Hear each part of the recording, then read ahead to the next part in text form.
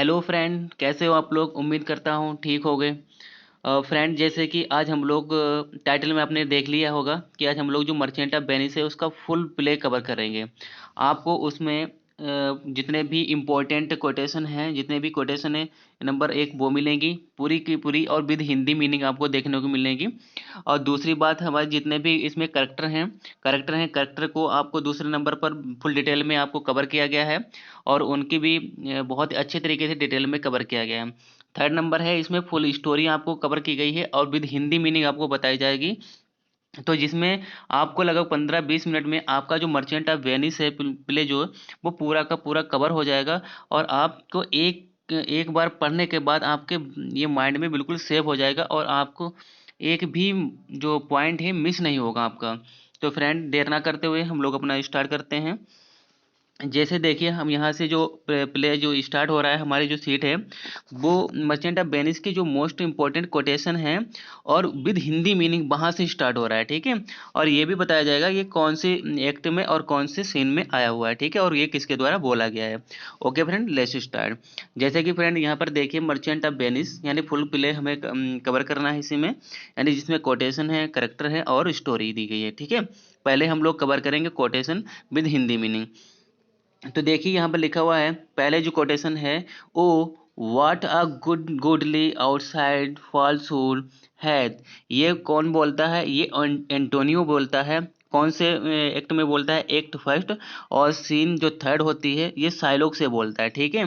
क्या बोलता है? Oh what a goodly outside falsehood hath, ठीक है। तो इसकी मीनिंग क्या है देखिए, हे भगवान, उन व्यक्तियों में कितना छल कपट दिया होता है जो ऊपर से पुण्यवान और गुणवान प्रतीत होते हैं और संसार के भोले भाले लोगों को धोखा देते हैं। ये कौन बोलता है? ये एंटोनियो बोलता है। किससे बोलता है? साइलोक से, एक्ट वन सीन थर्ड से। फिर देखिए दूसरे जो कोटेशन है, लिखा है all that glitters is not gold. ये बहुत ही फेमस क्या है, कोटेशन है, ठीक है। और ये अक्सर ये बोल दी जाती है कि ये all that glitters is not gold हमेशा लोग बोलते रहते हैं। अब देखिए बोलता कौन है, इसमें भी थोड़ा कन्फ्यूजन है, ठीक है। ये ये जो स्पीच है ना, ये होती तो पोर्सिया की है, ठीक है। ये किसकी होती तो पोर्सिया की है, लेकिन इसे बोलता कौन है? बोलता इसको मोरक्को है, जो प्रिंस ऑफ मोरक्को होता है ना, बोलता वो है। बोलता कब है? जब इसको वो ये क्या नाम, जो कॉस्केट खोलता है, ये जो गोल्ड वाली खोलता है, उसमें इसको ये एक कागज मिलता है, उसमें ये स्पीच लिखी होती है, तभी ये उसको तेज तेज पढ़ता है। क्या पढ़ता है? All that glitters is not gold. इसका मतलब है आवश्यक नहीं है कि हर चमकने चमकने वाली चीज सोना ही हो, यानी ये जरूरी नहीं है कि जो भी चमकता है कि वो सोना ही हो, ठीक है। तो यहाँ पर देखिए क्या है, ये मोरक्को है ना, ये एक जो कागज रखा होता है उसमें पड़ता है। और ये जो पोर्सिया की जो स्पीच होती है कौन से एक्ट में? ये एक्ट टू और सीन सेकंड में ये बात की गई है, ठीक है। यानी ये संदूक के अंदर जो कॉस्केट के अंदर ये जो स्पीच सॉरी पर्चा रखा होता है, वही जो मोरक्को है वही पढ़ता है। ओके फ्रेंड, आई थिंक आपको क्लियर हो गया होगा। देखिए नेक्स्ट क्या है, जो हमारी नेक्स्ट कोटेशन है लिखी हुई है, the quality of mercy is not strength is dropped as the gentle rain from heaven upon the place beneath. और देखिए ये पहले जो हमारे इंटर की क्लास में भी ये प्रेस्क्राइब्ड थी, मर्सी नाम से जो पोइम है वो मर्चेंट ऑफ वेनिस से ही ली गई है, ठीक है। तो ये स्पीच किसकी है? ये पोर्सिया की स्पीच है, ठीक है। किसकी स्पीच है? पोर्सिया की स्पीच है। और ये कोर्ट में होती है, पोर्सिया साइलोक से बोलती है, एक्ट फोर और सीन वन में बोलती है, ठीक है। तो इसकी हिंदी मीनिंग क्या है हम लोग देखते हैं, ठीक है। जैसे लिखा हुआ है कि दया की प्रकृति ऐसी है, कहता है कि दया की प्रकृति ऐसी है कि यह और जबर सॉरी यह कहता है कि दया की प्रकृति ऐसी है कि यह जबरदस्ती से पैदा नहीं की जा सकती, ठीक है। या तो स्वतः ही हृदय में उपजती है, यह वर्षा की बूंदों की तरह आहिस्ता आहिस्ता ऊपर से झरती है, इसलिए यह गुण में देवीय होती है। कौन बोलता है? पोर्सिया बोलती है। किससे बोलती है? साइलोक से बोलती है। कब बोलती है? कौन से एक्ट में बोलती है? कौन से सीन में बोलती है? एक्ट फोर सीन फर्स्ट में बोलती है, ठीक है। यानी जब कोर्ट सीन होती है वहां बोलती है। आगे देखिए जो नेक्स्ट हमारी कोटेशन है, लिखा हुआ है the devil can side scripture for his purpose. अब देखिए इसमें ये कौन स्पीच बोलता है, ये एंटोनियो बोलता है, ठीक है। कौन बोलता है, ये एंटोनियो बोलता है और बेसोनियो से बोलता है, एंटोनियो बोलता है बेसोनियो से। और एक्ट 1 और सीन जो थर्ड होती है उसमें बोलता है, शाइलोक के बारे में बोलता है। क्या बोलता है, the devil can side scripture for his purpose. इसकी हिंदी मीनिंग क्या है देखिए, यानी शाइलोक के बारे में बोलता है, जिसके सारे कार्य अनैतिक आदमी जैसे हैं, वह अपने अनैतिक कार्यों को उचित ठहराने के लिए धर्म कार्य को भी मरोड़ सकते हैं। कौन, जो शाइलोक के बारे में बोलता है, कौन बोलता है, एंटोनियो बेसोनियो से एक्ट 1 सीन थर्ड में शाइलोक के बारे में ये स्पीच बोलता है। ओके फ्रेंड, आगे बढ़ते हैं। लिखा हुआ है it is a wise father that knows his own child. कौन बोलता है, फिर से पढ़िए, it is a wise father that knows his own child. देखिए क्या कहता है कि केवल बुद्धिमान पिता ही अपने पुत्र को पहचानते हैं, ठीक है, यानी अपने पुत्र को पहचानते हैं, यानी अपने बच्चे को पहचानता है। तो ये देखिए कौन बोलता है, लेंचोलोट बोलता है। किससे बोलता है, गोबो से बोलता है। ये कब बोलता है, जैसे कि गोबो क्या होता है, गोबो को इसमें जब वो ढूंढने के लिए आता है लेंचोलोट को, यानी गोबो का लड़का ही होता है, ये सन होता है लेंचोलोट। तो ढूंढने के लिए आता है गोबो। तो ये काफ़ी दिनों के बाद आता है, तो ये ढूंढता है उसको, और ये बहाना करता है कि वो मतलब एक कोई दूसरा व्यक्ति है, और गोबो लेंचुलेट को नहीं जानता है, ठीक है। ये किससे कहता है, गोबो से कहता है। लेकिन गोबो क्या होता है, लेंचुलेट को पहचान जाता है। और ये बात कब होती है, सीन एक्ट 2 और सीन 2 में होती है, ठीक है फ्रेंड। आगे बढ़ते हैं। देखिए जो नेक्स्ट हमारी स्पीच है उसमें वो क्या लिखा हुआ है, द कोर्ट अबाइड्स इट। कह रहा है कि the court abides it and the law doth give it. ये कौन बोलता है, ये पोर्सिया बोलती है। किससे बोलती है, पोर्सिया साइलोक से बोलती है, एक्ट 4 सीन 1 में बोलती है। और ये भी कौन सी सीन है, कोर्ट की सीन है, ठीक है। वो क्या कहती है, अदालत इसे प्रदान करती है और कानून इसको मान्य करता है, यानी कानून इसको एक्सेप्ट करता है, ठीक है। तो ये कौन बोलता है, ये पोर्सिया बोलती है, साइलोक से बोलती है, एक्ट 4 सीन 1 में बोलती है। क्या बोलती है, the court awards it and the law doth give it. Okay, आगे देखिए लिखा हुआ है नेक्स्ट जो हमारी कोटेशन है, लिखा हुआ है कि he is well paid that is well satisfied. ये पोर्सिया टू एंटोनियो से बोलती है, ये भी कोर्ट सीन है, एक्ट 4 और सीन 1 में बोलती है। क्या कहती है, यानी वह समुचित पारिश्रमिक मिल गया, यानी उसको समुचित पारिश्रमिक मिल गया जो कि संतुष्ट है, यानी जो संतुष्ट है, सोच लो उसको सब कुछ सब मिल गया, ठीक है। तो ये एक्ट 4 सीन 1 में ये किसकी डायलॉग है, ये पोर्सिया का डायलॉग है। किससे बोलती है, एंटोनियो से बोलती है, ठीक है। आगे बढ़ते हैं। देखिए लिखा हुआ है कि आई एम नेवर मेरी when I hear sweet music. कौन बोलता है, जेसिका टू लोरेंजो, ठीक है। ये कब बोलता है, जैसे कि जब कोर्ट सीन हो जाती है, ठीक है, जब सारा फैसला हो जाता है, तो जो पोर्सिया और नेरिसा होती है वो वापस लौट रहे होते हैं अपने घर को। तो उनके लिए तो इसको लोरेंजो को पता चल जाता है कि पोर्सिया आ रही है। तो वो क्या करता है, वो एक इंतजाम करता है म्यूजिक वगैरह की। तो वो म्यूजिक बजता है, तभी ये जेसिका वहाँ पर बोलती है, एक्ट 5 और सीन 1 में बोलती है कि मधुर संगीत सुनकर मैं कभी आनंदित नहीं होती है, ठीक है। बल्कि और जो पोर्सिया होती है उसको संगीत पसंद होता है, इसीलिए वो इंतजाम करता है इसका। तो कहता है कि आई एम नेवर मेरी when I hear sweet music. Okay friend, आगे बढ़ते हैं। देखिए जो नेक्स्ट हमारी सीन है, सॉरी जो नेक्स्ट हमारी स्पीच है, वो क्या है कि the man that hath no music in himself nor is not moved with concord of sweet sounds is is fit for the treasons stratagems and spoils. कौन बोलता है, लोरेंजो बोलता है। किससे बोलता है, जेसिका से बोलता है। और कब बोलता है, ये भी एक्ट 5 और सीन 1 में बोलता है। क्या बोलता है, देखिए हिंदी में, वह व्यक्ति जिस पर संगीत का कोई प्रभाव ना हो या जिसको संगीत प्रिय ना हो, केवल द्रोही, षड्यंत्रकारी अथवा अपराधी होने के लायक होता है। ये किससे बोलता है, ये लोरेंजो जेसिका से बोलता है, क्योंकि जेसिका क्या कहती है, मुझे मधुर संगीत पसंद नहीं है, ठीक है।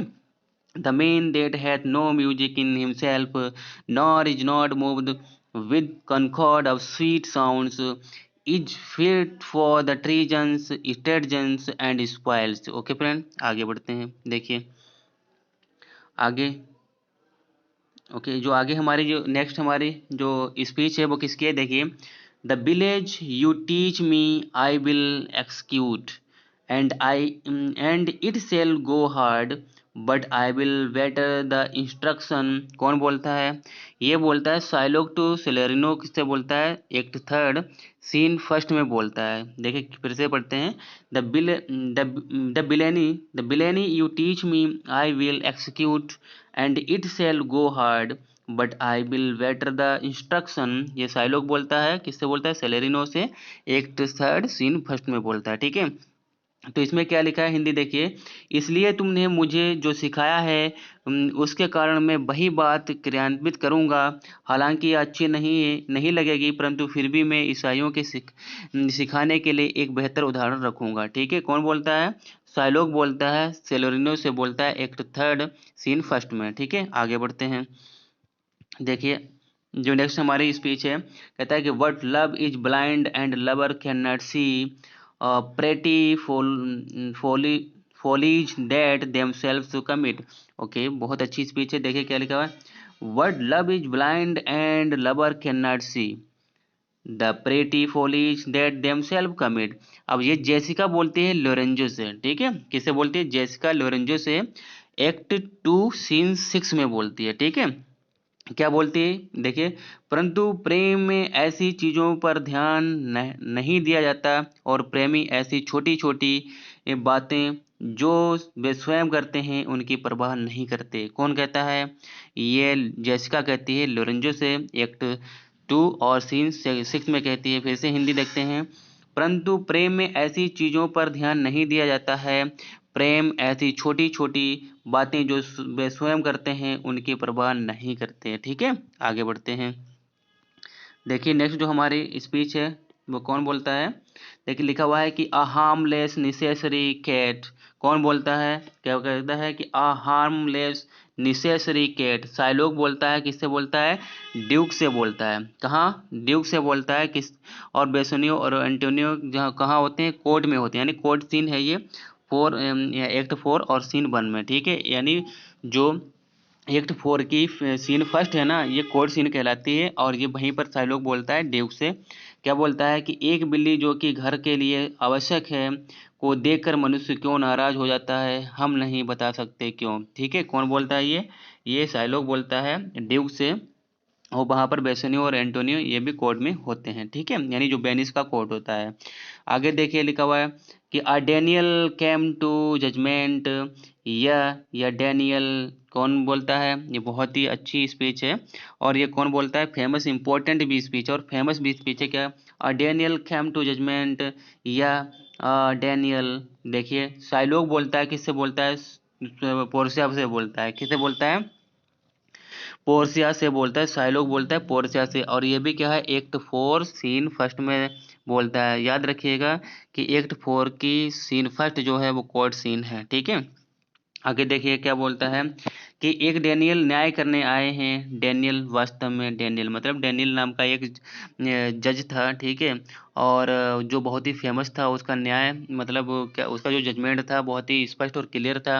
और वो पूरे इंग्लैंड में अपनी यानी इंग्लिश कंट्री में फेमस था। ठीक है, इसीलिए उसको एक तरीके से यहाँ पर जो डेनियल है ना, उसको एक एडजेक्टिव यानी प्रॉपर एडजेक्टिव की तरह यहाँ पर बताया गया है कि डेनियल की तरह, मतलब पूरा का पूरा डेनियल की तरह जो है पोर्शिया को बता दिया गया। सही है, देखिए आगे क्या लिखा हुआ है, he is well paid that is well satisfied. कौन बोलता है, पोर्शिया बोलती है एंटोनियो और बेसोनियो से। कहाँ बोलती है, एक्ट फोर सीन फर्स्ट में बोलती है। कहाँ, ये भी कोर्ट सीन ही होती है।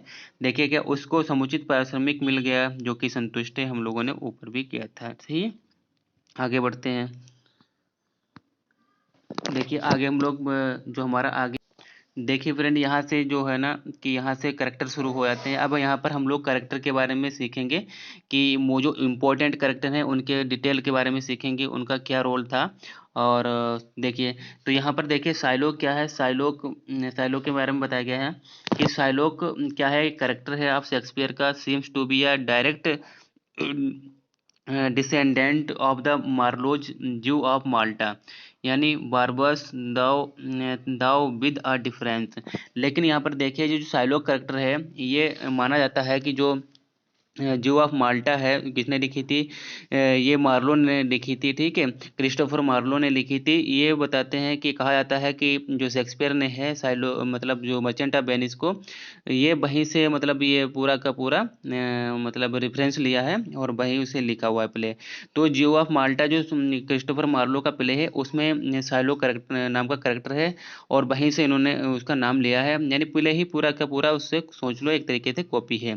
लेकिन फिर भी क्या कहते हैं, दाव विद द डिफरेंस, लेकिन थोड़ा डिफरेंस है, ठीक है, इसमें थोड़ा डिफरेंस है।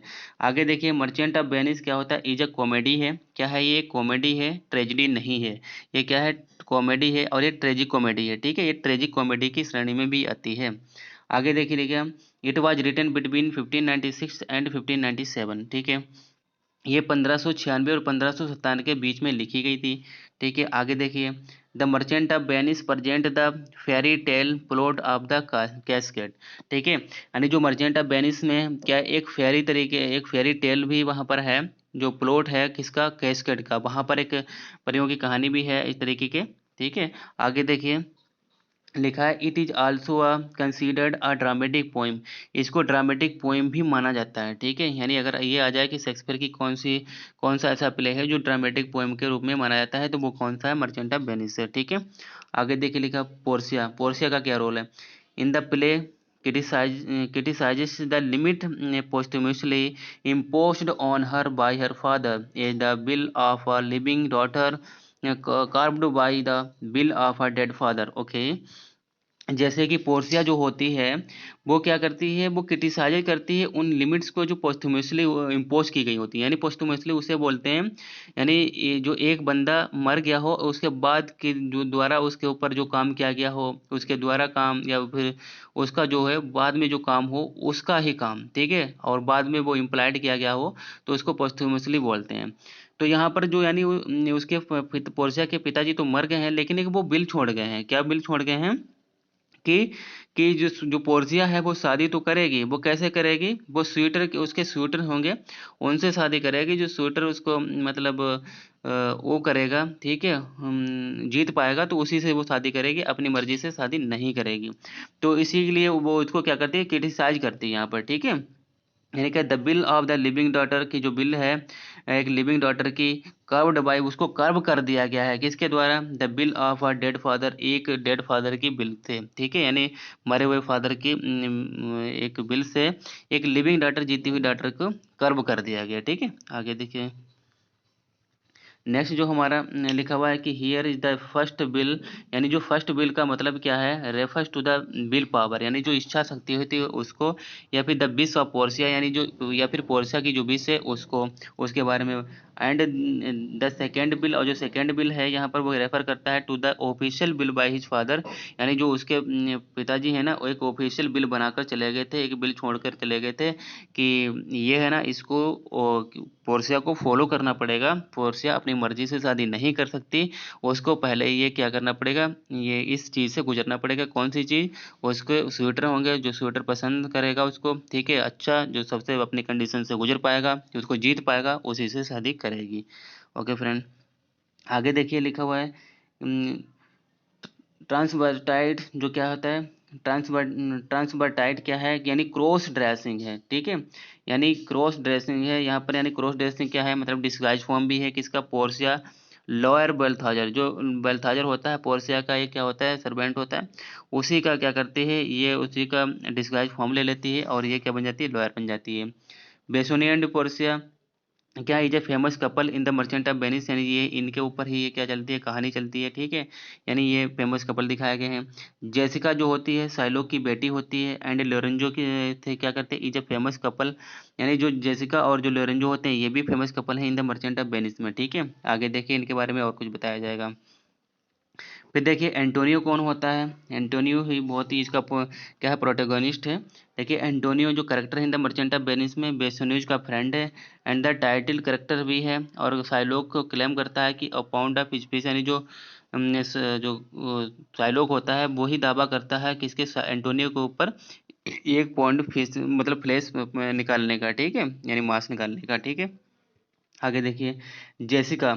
जो जेसिका क्या है, Jessica character in the merchant of Venice, जो जेसिका नाम की करेक्टर है मर्चेंट ऑफ वेनिस में, वो साइलोक की डॉटर है, ठीक है, डॉटर ऑफ साइलोक। लेकिन क्या करती है, ये भाग जाती है। Who elopes with the Lorenzo with the convert and convert to the Christianity, यानी ये जो लोरेंजो के साथ भाग जाती है और ये किससे शादी करती है, लोरेंजो से शादी कर लेती है और एक क्रिश्चियनिटी में बदल जाती है, ठीक है, यानी लोरेंजो के साथ भागकर उससे शादी कर लेती है और ये क्रिश्चियनिटी यानी ईसाई बन जाती है, ठीक है।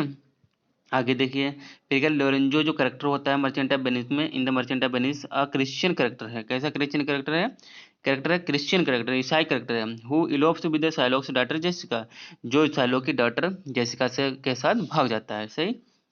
आगे देखिए फिर नेरसा क्या है, Nerissa character in the merchant of Venice, जो नेरसा है वो भी एक मर्चेंट ऑफ वेनिस में एक करेक्टर है, फेमस करेक्टर है। पोर्शियाज मेड है, पोर्शिया की क्या होती है, मेड होती है। हु मैरिज ग्रेसेनियो, जो ग्रेसेनियो से शादी करती है। सी डिस्गाइज हर सेल्फ, वो अपने आप को डिस्गाइज करती है कैसे, a page when Portia disguise herself as a lawyer, यानी उसके पेज के रूप में बन जाती है, एक हेल्पर के रूप में, किसका, यानी जो लॉयर होता है उसका हेल्पर जो होता है असिस्टेंट, उसके रूप में बन जाती है। किसका यहाँ पर असिस्टेंट बनती है, पोर्सिया की, ठीक है। पोर्सिया किसका डिस्गाइज फॉर्म लेती है, बेल्थाजर का। और जो नेरसा होती है वो सेलेनियो का सेलेनियो का लेती है, ठीक है, सेलेनियो का डिस्गाइज फॉर्म लेती है। आगे देखिए, आगे देखिए जो पोर्सिया है क्या है, Portia character is the merchant of Venice the female protagonist, क्या है ये, फीमेल प्रोटोगनिस्ट है।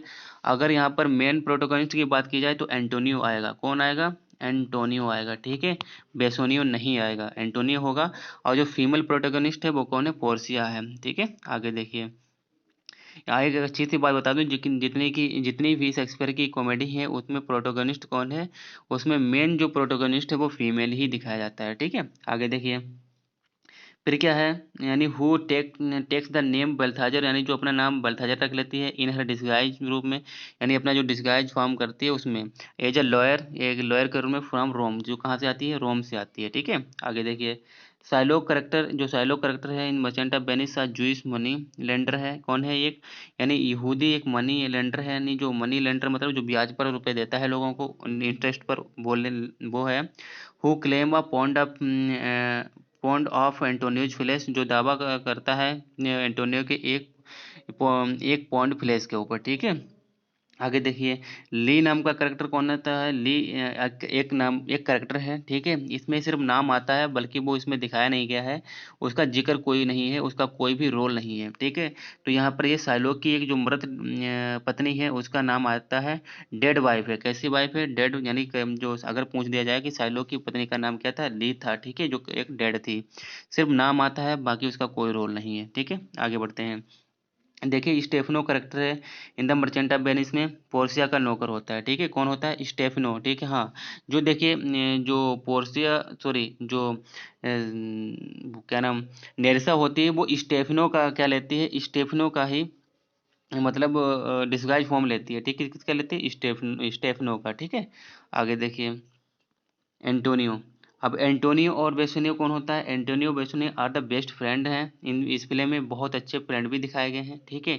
लेकिन इनके ऊपर जो क्रिटिक्स हैं कुछ अलग भी टिप्पणी करते हैं और वो, ठीक है, वो अलग बात है, वो अलग अलग अपना अपना मत होता है, क्या होता है। आगे देखिए तो यहाँ पर आगे क्या है, मर्चेंट ऑफ यानी जो कौन होते हैं, द मर्चेंट यानी का मतलब व्यापारी, इन द मर्चेंट ऑफ वेनिस में एंटोनियो होता है और नॉट साइलोक, यानी इसमें इस प्ले में अगर पूछ दिया जाए कि कौन मर्चेंट है तो वो कौन होता है, एंटोनियो होता है, ठीक है, एंटोनियो होता है और साइलोक नहीं है। साइलोक तो मनी लेंडर दिखाया गया है इसमें, ठीक है, यानी जिसे सूदखोर बोलते हैं, ब्याजी बोलते हैं, इंटरेस्टर बोलते हैं, सही। आगे देखिए, आगे क्या है, it is a tragic comedy, हमने ऊपर ही बताया था क्या है कि ट्रेजिक कॉमेडी है। The first folio classified it as a comedy, लेकिन ये फर्स्ट जो फोलियो आया था 1623 में, उसमें सिर्फ इसको क्या बताया गया था, सिर्फ इसको कॉमेडी के रूप में ही बताया गया था, ठीक है फ्रेंड। आगे देखिए अब हम लोग इस प्ले की जो स्टोरी है उसको कवर करेंगे, बाकी जिससे हमारा पूरा प्ले है ना कवर हो जाएगा और अच्छे तरीके से कवर हो जाएगा। इसके बाद अगर आप इस वीडियो को एक बार और देख लेते हैं ना तो आपको बिल्कुल कभी भूलोगे ही नहीं, ठीक है, देखते हैं। देखिए फ्रेंड, इसकी जो स्टोरी है, स्टोरी मतलब वो है, वो भी कवर करेंगे, लेकिन पहले हम देख लेते हैं कि इसकी सेटिंग क्या है। तो यहाँ पर देखिए सेटिंग दिखाई गई है कि setting of the merchant of Venice कहाँ है, वेनिस एंड बेलमंट है, ठीक है, वेनिस में है और बेलमंट में है। तो वेनिस का जो कोड होता है वहाँ पर दिखाई गई है, ठीक है। आगे देखिए लिखा हुआ है कि फेमस सीन क्या है इसकी, यानी पोर्शिया एंड नेरसा की जो कन्वर्सेशन जो सीन होती है, कहाँ पर, ये एक्ट फर्स्ट में सीन 2 में ये कन्वर्सेशन वार्तालाप होता है। तो बहाव की ये फेमस सीन है, ठीक है। और ये क्या बताया गया है, it is a comedy by Shakespeare, यानी कॉमेडी है शेक्सपियर के द्वारा, ठीक है। आगे देखिए, it is the best known for Shylock, यानी साइलोक के लिए बहुत अच्छी तरीके से जानी जाती है। और एंड द फेमस, और जो साइलोक की स्पीच है कि हैथ नॉट अ ज्यू आई, वो कह रहा है, यानी वो कहता नहीं है क्या, अगर तुम मुझको गुदगुदाओगे क्या मुझे गुदगुदी नहीं होगी, ठीक है, क्या तुम मुझे काटोगे क्या मुझे दर्द नहीं होगा। तो वही वाली स्पीच है, हैथ नॉट अ ज्यू आइज, वही बोलता है, ठीक है। आगे जो हमारी स्पीच क्या है, एंड द पोर्शियाज स्पीच है, the quality of mercy is not stand, ठीक है। यानी जो मर्सी की जो अभी हम लोगों ने ऊपर की थी, और जो मर्सी नाम की पोइम भी है, 12th में थी पहले प्रिस्क्राइब्ड, लेकिन अब हटा दी गई है, ठीक है। न्यू सिलेबस में बहुत सारा चेंजिंग कर दिया गया है, तो अब वो हटा दी गई। बहुत ही अच्छी पोइम है, वो मर्चेंट ऑफ वेनिस से ही ली गई है, ठीक है। The quality of mercy is not stand, ठीक है। ये फेमस स्पीचें हैं, किसकी हैं, ये इसी मर्चेंट ऑफ वेनिस की हैं, ये पोर्सिया की है और ये साइलोक की है, ठीक है। अब स्टोरी देखते हैं, स्टोरी में क्या होता है, ठीक है। हमारा जो भी बचा है वो क्लियर हो जाएगा स्टोरी में। आगे देखिए,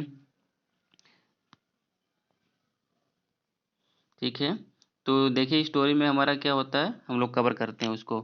तो देखिए कि क्या कहता है कि बेसेनियो, यानी क्या होता है, बेसेनियो अ यंग वेनेटियन, एक वेनेशियन होता है, कौन होता है, यानी यंग जो मैंने वेनिस का होता है, वेनेशियन होता है, wishes to woo beautiful and wealthy heiress Portia bailment.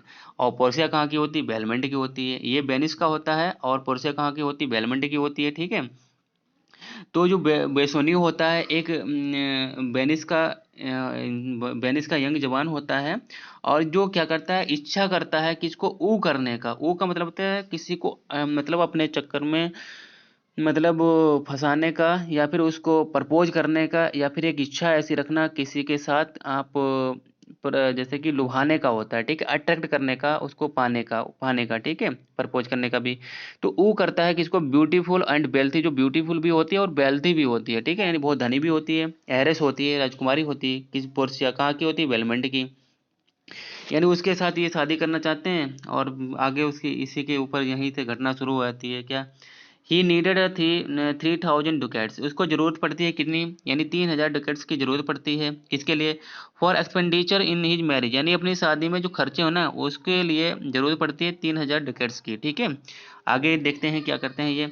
बेसुनियो ask for help, ask help from his friend Antonio, यानी जो बेसनियो होता है, ये अपने फ्रेंड एंटोनियो से मदद के लिए कहता है। Who takes him to Shylock a money lender, जो कहा उसको यानी साइलोक मनी लेंडर के पास ले जाता है।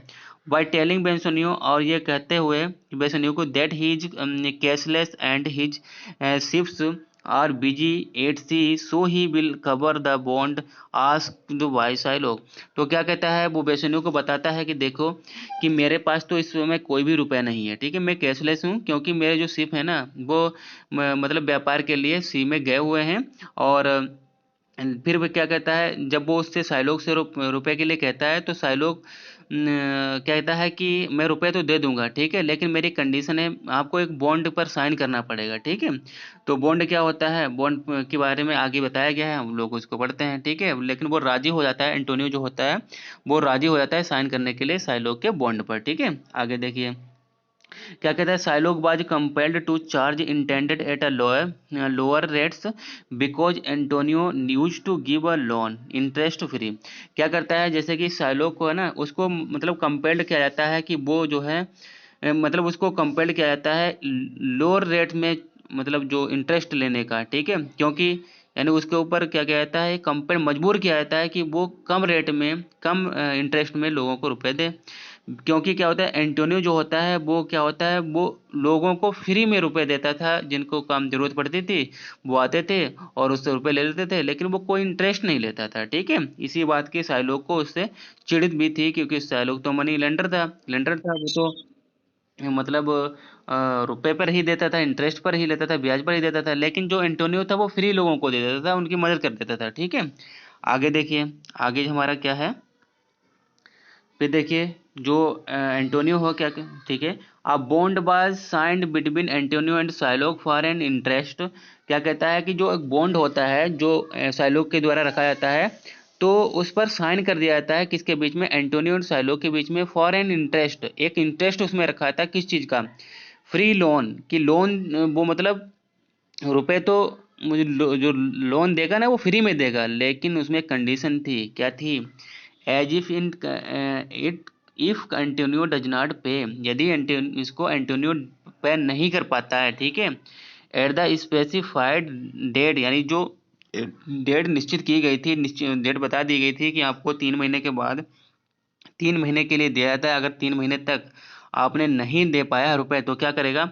साइलोग will take a pound of flesh, pound of Antonio's flesh, तो क्या करेगा साइलोग एंटोनियो के बॉडी पर से कहीं से भी 1 पॉन्ड फ्लैश निकाल लेगा। ठीक है, ये उसके बॉन्ड पर एक कंडीशन लिखी थी, जिस पर जो एंटोनियो होता है वो मान जाता है। क्यों मान जाता है, उसको विश्वास था कि उसके शिप जो है वापस आ जाएंगे, और बॉन्ड की जो डेट है उससे पहले ही उसको वो कीमत को, यानी जो रुपए है उस लोन है उसको वो पे कर देगा, इसीलिए वो मान जाता है। ठीक है, आगे देखिए क्या कहता है, along with money Bassanio along his tactless friend Gratiano leave for the Belmont, और जो यानी रुपए के साथ बेसोन्यू अपने फ्रेंड ग्रेसोन्यू के साथ, यानी जो बहुत ही बातूनी होता है, वो चला जाता है, कहाँ के लिए चला जाता है, निकल लेता है बेलमेंट की तरफ। ठीक है, क्यों, शादी करने के लिए, किससे, पोर्शिया से। ठीक है, आगे देखिए, आगे क्या दिया गया है, इन बेलमेंट, यानी बेलमेंट में पोर्शिया इज बिजी, पोर्शिया भैया बिजी होती है किसके साथ, विद स्वीटर्स, यानी वो परेशान होती है और वो बिजी भी होती है स्वीटर्स के साथ, क्योंकि because according to his father wish however will be choose the one from the third 3 caskets will money sorry will marry Portia. कहता है कि जो, यानी जो 3 कास्केट दी गई थी ना, उनमें से अगर जो बेस्ट सॉरी जो बेस्ट कास्केट है वो अगर स्वेटर चूज कर लेंगे, ठीक है, सिलेक्ट कर लेंगे, तो उसी से क्या कर लेगी, पोर्शिया शादी कर लेगी। ठीक है, और वो कौन कौन सी है कैस्केट, उसके बारे में आगे बढ़ते हैं। ठीक है, देखिए क्या लिखा है, the three there are 3 types of casket, 3 तरीके की थी, मेड ऑफ गोल्ड, एक गोल्ड से बनी थी, एक सिल्वर से बनी थी, और एक लीड से बनी थी। ठीक है, तो देखिए गोल्ड सबसे प्रीसियस होता है, फिर उससे कम प्रीसियस में सिल्वर होता है, और सबसे कम जो जिसकी वैल्यू सबसे कम होती है वो लीड का होता है। ठीक है, आगे देखिए, आगे लिखा हुआ है, देखिए बेसोनियो चूज द लेड, यानी जितने भी पहले तो जितने भी स्वेटर आते हैं ना, तो वो जितने भी वो सिलेक्ट करते हैं कैस्केट को, तो वो रॉन्ग सिलेक्ट कर लेते हैं। ठीक है, क्योंकि वो सब कौन सी सिलेक्ट करते हैं, वो गोल्ड वाली सिलेक्ट कर लेते हैं। ठीक है, तो वो पोर्शिया तो पहले ही बोल चुकी थी कि all that glitters is not gold, हर एक चमकती चीज सोना नहीं होती। ठीक है, तो जितने भी स्वेटर आते हैं वो गोल्ड वाली ही मतलब कहते हैं कि हाँ ये गोल्ड वाली ही, इसी में कुछ ना कुछ होगा इसी पर, तो वो सिलेक्ट कर लेते हैं, और उसमें दूसरा लिखा होता है जिसमें शादी करना उसके लिए लिखा ही नहीं होता है। ठीक है, तो वो चले जाते हैं। ठीक है, बड़ी कंडीशन होती है उसमें। तो यहाँ पर देखिए जो बेसुने होता है ना, ये चालाक होता है। ठीक है, और ये कौन सी चूज करता है, देखिए बेसुने चूज द लीड कास्केट, कौन सी लीड की जो कैस्केट होती है वो उसको चूज कर देता है।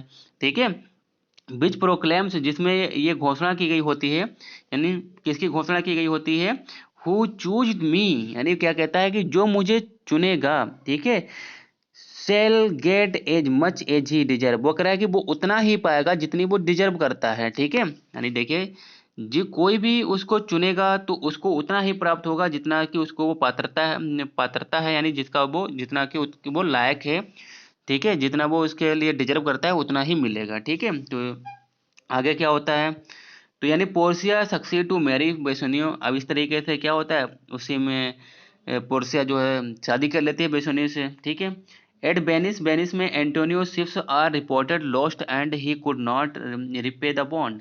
अब क्या होता है, यहाँ पर एक ट्रेजिडी हो जाती है किसके साथ, एंटोनियो के साथ, कि उसको खबर मिलती है वेनिस से कि एंटोनियो के जितने भी शिप है ना वो क्या हो, लोस्ट हो गए हैं, खो गए हैं, उनके बारे में कुछ पता ही नहीं है कि वो अब है कहाँ, उनकी लोकेशन नहीं मिल पा रही है। और जो अब एंटोनियो है, अब वो क्या हो गया है, कैशलेस हो गया है, कंगाल हो गया है। अब वो उसकी जो बॉन्ड की डेट भी आ जाती है पे करने की, और एंटोनियो अब उसको पे नहीं कर पाएगा, अब उसके लिए मुसीबत खड़ी हो जाती है। ठीक है। अब क्या कहते हैं, ग्रेसेनियो मैरिज नेरिसा। जो ग्रेसेनियो होता है शादी किससे करता है, नेरिसा से शादी करता है। ठीक है। जो सेलेनियो का डिस्गाइज फॉर्म मतलब में आ जाती है, किसके लिए पेज बनते हैं, किसका पेज बनती है, पोर्सिया का। पोर्सिया किसका रूप धारण करती है, बेल्थाजर का। बेल्थाजर कौन होता है, पोर्सिया का एक नौकर ही होता है। और जो नेरिसा होती है कौन होती है, मेड होती है। ठीक है।